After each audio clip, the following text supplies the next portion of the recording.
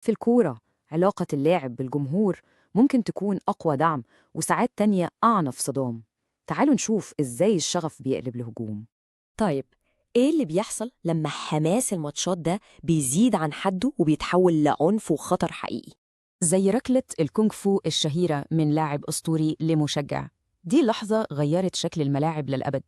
أو لما نجم كبير زي رونالدو يطلع غضبه كله في تليفون مشجع صغير بعد ماتش خسره. وكمان في جماهير بتنزل الملعب مش عشان صورة أو توقيع، لا دي بتبقى نازلة عشان خناقة. بس طبعا مش كل اللي بينزلوا الملعب بيبقوا عايزين مشاكل، أوقات الدوافع بتكون بريئة جدا. ساعات بيبقى كل الحلم هو حضن سريع من نجم بيحبه، زي الموقف ده مع هالاند. أو الموضوع بيبقى مجرد هزار، زي اللي لبسوا سلاحف النينجا عشان يقابلوا مبابي في الملعب. وهنا الفرق بيبقى واضح جدا بين اللي نازل الملعب بحب واللي نازل عشان يأذيه.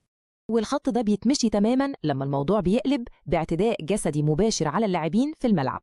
شوفوا اللي حصل مع جاك ريليش لما فجأة لقى بوكس في ظهره من مشجع في الملعب. طيب واللاعبين بقى بيردوا إزاي على الاستفزازات دي؟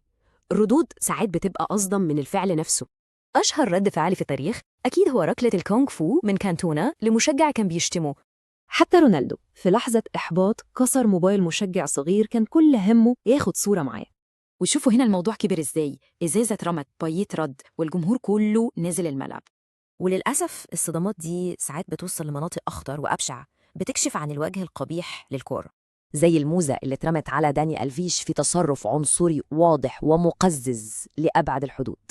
فينيسيوس جونيور واجه عنصرية بشعة وصلت لدرجة تعليق عروسة مشنوقة ليه على كوبري. الخطر بيوصل لتهديد مباشر للحياة لما الشماريخ والألعاب النارية بتترمي على اللعيبة نفسهم. بس وسط كل العنف ده بتظهر لحظات إنسانية قوية بتفكرنا بالجانب المشرق للكورة. زي هنا نيمار شاف طفل صغير نزل الملعب والأمن بيحاول يطلعه والولد كان منهار من العياط. هنا نيمار قرر يتدخل وجاب الولد عشان يحتفل معاه وسط باقي الفريق في لقطة جميلة. وفي موقف تاني شبهه، ثيو والواقات صمم يروح لطفل الأمن ويوقفه عشان يحتفل معاه بالهدف. في النهاية بيفضل السؤال، إيه اللي بيفرق بين الشغف اللي بيشجع والسم اللي بيأذي؟